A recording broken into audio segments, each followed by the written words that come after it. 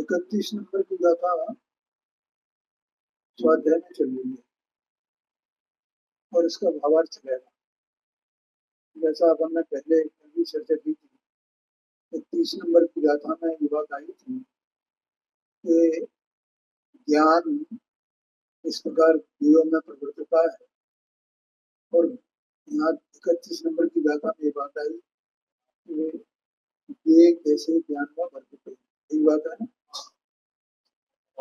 हाँ, पदार्थ ज्ञान में वर्तित है, यही बात आई। तो उसका ये भावार्थ रह गया था, और इसमें अपन ने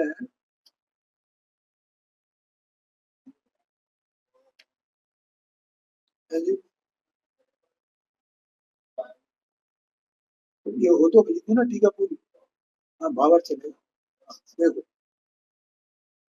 पदार्थ ज्ञान में किस प्रकार वर्तते हैं, ये विषय है। हमें ये कोई प्रश्न आ रहा है? हाँ, भावार्थ। दर्पण में मयूर, मंदिर, सूर्य, वृक्ष इत्यादि के प्रतिबिंब पड़ते हैं। यहाँ भावार्थ लिखने वाले जो भी हैं, उन्होंने प्रारंभ यहाँ से किया दर्पण के दृष्टांत से। तो ये भावार्थ किसने लिखा है, ये कल चर्चा आई थी। तो जो दूसरे विद्वान हैं, जो है डॉक्टर साहब हुए हैं, बुद्धिक हुए हैं, इन लोगों से अपन ने जो सुना है उसके आधार पर मैं बता रहा हूँ। देखो, इसकी जो टीका है जो अपना चंद्राचार्य, ये पहली टीका है पंचन साल की। उसके बाद मैं कालक्रम में बता दूं, दूसरे नंबर की टीका है आचार्य प्रभाचंद्र। तीसरे नंबर की एक टीका और है, वो है भट्टारक मल्लसेन की। और चौथे नंबर की टीका है आचार्य जयसेन। ये जो अपन बारी चौथे कालक्रम से बता रहा हूँ। यानी सबसे पहली टीका अमृतचंद्राचार्य स्वामी की है, और जयसेनाचार्य देव की अंतिम टीका है। 4 टीकाओं। और एक हेमराज जी पांडे हेमराज जी हुए आज से 400 वर्ष पहले, वे शायद कई बनारस जब हुए हैं तो उनके काल के रहे होंगे। 1652 कुछ ऐसा ईस्वी में वो हुए, मैंने 17वीं शताब्दी में 21वीं शताब्दी चल रही है ना, तो उन्होंने एक टीका बनाई है, वो भाषा टीका। तो ये ऐसा को कहा जाता है कि भावार्थ की टीका के रूप में पांडे हेमराज ऐसा है। और वृंदावन दास जी ने इसका ये जो गाथाएं है ना, इन गाथाओं का पद्यानुवाद भी किया है। जिन्होंने 24 भगवान की जो विधान बनाया है ना, सुनो ऐसा सुनो, फिर कितना महत्व है इसका प्रवचन सार। तो भावार्थ में अपन कहते हैं, देखो, दर्पण में मयूर, मंदिर, सूर्य, जैसे मयूर सामने हो, मयूर मान मोर, तो दर्पण में क्या बनेगा, मोर का आकार बन जाएगा उसमें। वृक्ष हो तो वृक्ष का आकार बन जाएगा, मंदिर हो तो मंदिर का आकार बन जाएगा। वहां निश्चय से तो प्रतिबिंब दर्पण की ही अवस्थाएं, निश्चय से तो दर्पण की अवस्थाएं हैं। दर्पण स्वयं उस आकार रूप पर नमा है, दर्पण की अवस्था है। दर्पण नहीं, अपने शक्ति से, अपने स्वभाव से वो जो सामने बिंब है उसके आकार को ग्रहण कर लिया, उसके आकार को ग्रहण, ये अपने में ही रहकर, ऐसा है ना। तो निश्चय से वो दर्पण की अवस्था हुई ना। तथापि दर्पण में प्रतिबिंब देखकर कार्य में कारण का उपचार करके, मैंने दर्पण में अपना कार्य किया ना, तो ये जो दर्पण इस कार्य रूप हुआ, कौन से कार्य रूप, उस प्रतिबिंब के कार्य कौन हुआ है? दर्पण हुआ है। तो उस कार्य को देख करके उस दर्पण का इस कार्य रूप होने का कारण कौन है? हाँ, जो सामने बिंब है वो उसका कारण है ना। तो वो कारण कौन है? वहां मंदिर है तो इसको दर्पण में कहेंगे मंदिर है। वहां मोर है तो क्या कहेंगे दर्पण में? ये मोर है। और एक कारण जो है ना, तो उस कारण को, कारण का उपचार कार्य में करके दर्पण को, दर्पण के कार्य को उस कार्य रूप कह दिया गया। दर्पण के कार्य को उस कारण रूप से कह दिया गया कि ये मोर है। कार्य में कारण का उपचार करके दर्पण के कार्य को कारण रूप कह दिया गया। समझ में आया कि नहीं आया? व्यवहार से यह कहा जाता है कि मयूर आदिक दर्पण में है। ठीक है, ये समझ में आ गया ना? आपकी समझ में आ गया? ओम प्रकाश जी, आपकी समझ में आ गया? कपिल भाई, इसी प्रकार ये तो दृष्टांत हो गया। आज ज्ञान दर्पण में, अमृत चंद्राचार्य स्वामी ने ज्ञान दर्पण कहा था, ऐसा यहाँ कह रहे हैं भावार्थ में। ज्ञान दर्पण में सर्व पदार्थों के समस्त ज्ञेयाकारों के प्रतिबिंब पड़ते हैं, माने प्रतिबिंब बनते हैं। क्यों लगा पड़ते हैं? प्रतिबिंब बनते हैं। किनके प्रतिबिंब बनते हैं? समस्त ज्ञेयाकारों। ज्ञेयाकार माने क्या समझना? हाँ, ज्ञेयों के अपने जो द्रव्यगुण पर्याय हैं वे ही उनके ज्ञेयाकार। वे पदार्थ वे अपने द्रव्यगुण पर्याय के कारण है।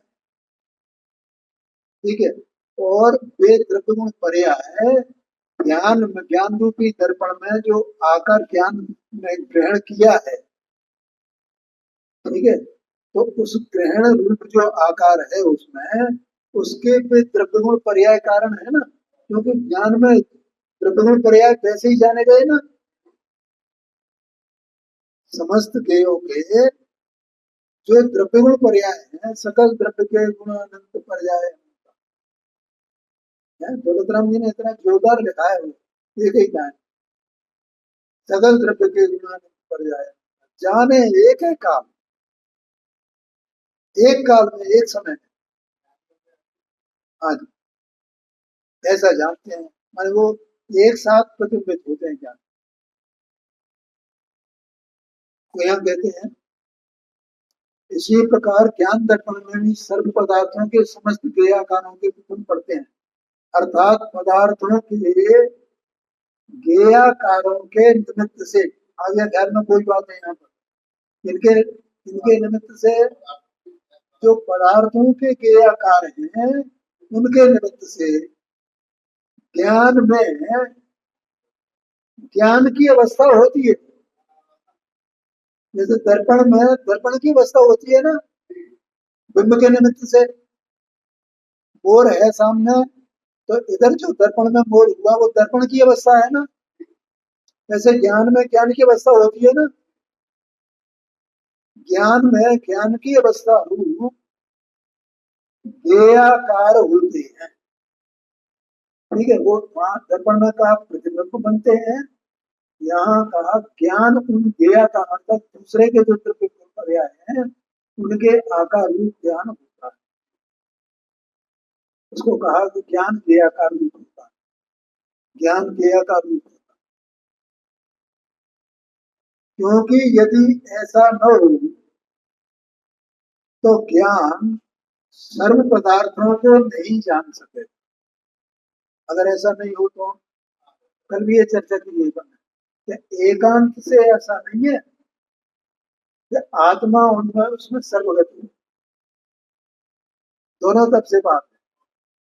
तो इसका मतलब जब ज्ञान के आकार रूप हुआ है दर्पण, उस बिंब के आकार रूप हुआ, तो इसका मतलब वो जो बिंब है वो दर्पण में आ गया ना, बिंब ने अपने आप को दर्पण में समर्पित कर दिया ना। अगर वो बिंब अपने आप को समर्पित न करे तो दर्पण तो वैसा का वैसा ही रहे, उसमें आकार कैसे दिखाई देगा।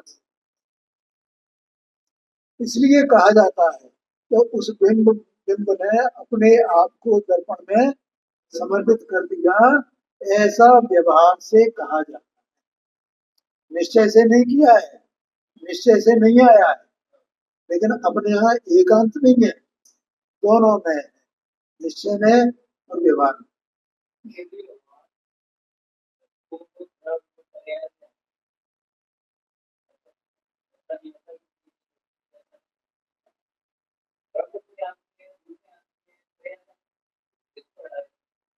कोई बात नहीं। देखो क्या है कि वस्तु कैसी है, बढ़िया प्रश्न। वस्तु भेदा भेद स्वरूप है। वस्तु कथंचित भेद अभेद, दिलवाणी सुनना आता है ना, ऐसा है क्या नहीं है। और बताऊं, इसी को कहा जाता है तो वस्तु सामान्य विशेषात्मक। भेदा भेदात्मक कहो या सामान्य विशेषात्मक कहो, एक ही बात है। अभेद माने सामान्य है और विशेष माने भेद। तो भेदा भेदात्मक कहो या सामान्य विशेषात्मक कहो, आगम वचन है कि नहीं है। तो भगवान का एक एक समय का जो ज्ञान है वो कैसे जानता है, कि भेदा भेदात्मक जानता है एक साथ एक ही काल में। नहीं तो उस केवल ज्ञान को उसकी दिव्यता क्या है, आगे आगे बात आएगी। अगर वो ज्ञान ऐसे नहीं जाने हैं तो उसकी दिव्यता क्या। हमारा ज्ञान जानता है क्रम क्रम से, उनका ज्ञान क्रम क्रम से नहीं जानता है।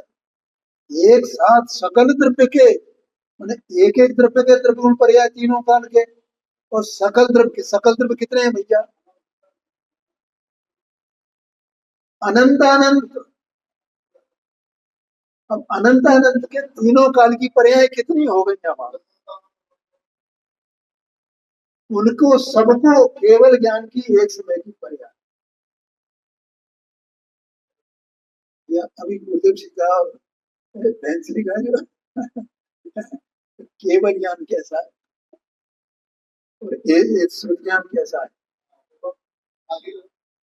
और मैंने ये दृष्टांत दिया था ना उसका, आएगा समुद्र का और उसमें उंगली डूबी, समुद्र के किनारे खड़े होकर के तो हमारी उंगली पे कितना पानी आया। इतना ज्ञान अपना है और भगवान का ज्ञान कितना है। तो ऐसा समझना ठीक है भैया, बहुत अच्छी बात है। वाह, आगे क्या कहते हैं देखो, वहां निश्चय से ज्ञान में होने वाले ज्ञेय आकार, इसमें होने वाले ज्ञेय आकार, ज्ञान में होने वाले ज्ञेय आकार ज्ञान की ही अवस्थाएं हैं। पदार्थों के ज्ञेय आकार देखो, ज्ञान में होने वाले ज्ञेय आकार अलग, तो पदार्थों के ज्ञेय आकार अलग। पदार्थों के ज्ञेय आकार पदार्थ से अभेद, और ज्ञान के ज्ञेय आकार ज्ञेय से ज्ञान से अभेद। समझ में आया। पदार्थों के ज्ञान, ज्ञान की अवस्था है, पदार्थों के ज्ञेय आकार कहीं ज्ञान में प्रविष्ट नहीं है। क्या कहा है? जैसे दर्पण का जो बिंब है, दर्पण के सामने जो बिंब है, तो बिंब ने दर्पण में प्रवेश नहीं किया है, और हूबहू वैसे ही दिखता है वो। कई बार तो धोखा भी हो सकता है, नहीं आएगा ऐसा देख करके, अरे ये कोई चीज रही है, ऐसा अपने को लगा। और अपने को ही नहीं, वो चिड़िया होती है ना, चिड़िया, हाँ, तो वो समझती है दूसरी चिड़िया आई है, तो सिर्फ चौंक लड़ाने लगती है वहां दर्पण के सामने, तो धोखा खा लिया ना माने। उसमें उसे चिड़िया तो नहीं है, और उसे द्वेष बुद्धि पैदा हो जाती है, दूसरी चिड़िया दिख कर और वो उसे चोंच मारती है, ऐसा होता है। तो इस प्रकार से वो मतलब वो बिंब है और इधर प्रतिबिंब है। ऐसे ही उधर गेयाकार है, पदार्थों के गेयाकार है, और उधर ज्ञान का गेयाकार। ज्ञान का गेयाकार ज्ञान से भेद है, पदार्थों का गेयाकार पदार्थों से भेद है। तो भी व्यवहार से ऐसा कहा जाता है कि गेयाकार ज्ञान में आ गए, ऐसा आशय। ज्ञान में होने वाले क्रियाकारों के, हाँ, कहीं ज्ञान में प्रवृत्ति हुए, निश्चय से ऐसा होने पर भी व्यवहार से देखा जाए तो ज्ञान में होने वाले क्रियाकारों के कारण पदार्थों के क्रियाकार हैं। समझ में आ गया ना? जैसे दर्पण में होने वाले प्रतिबिंब का कारण कौन है? सामने जो बिंब है वो उसका कारण है। ऐसे पदार्थों के जो गेयाकार हैं वे ज्ञान के गेयाकार के कारण हैं। इसलिए व्यवहार से ऐसा कहा जाता है कि वे गेयाकार, पदार्थों के गेयाकार ज्ञान में आ गए हैं। और यहाँ कहते हैं गेयाकारों के कारण पदार्थों के गेयाकार है, और उनके कारण, तीन चीजें हो गई ना यहाँ पे, पदार्थ, पदार्थ के गेयाकार और ज्ञान का गेयाकार, तीन हो गए ना। तो ज्ञान के गेयाकार का कारण कौन? नहीं, हाँ, ज्ञान में गेयाकार बना, उसका कारण पदार्थों के गेयाकार, और पदार्थों के गेयाकार का कारण पदार्थ स्वयं। तीन चीजें हो गई ना, आगे समझ में। इसलिए उन ज्ञान की अवस्था रूप गेयाकारों को, ज्ञान की अवस्था रूप गेयाकारों को ज्ञान में देखकर कार्य में कारण का उपचार करके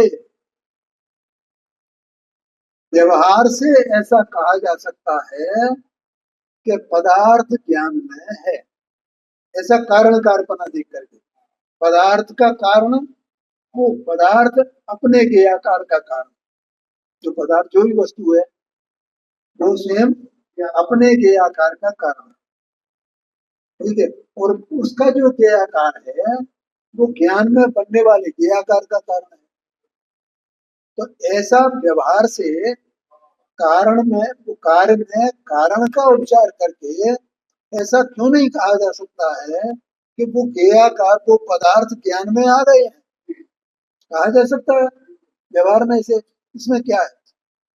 ऐसा यहाँ आशय है। समझ में आया ना?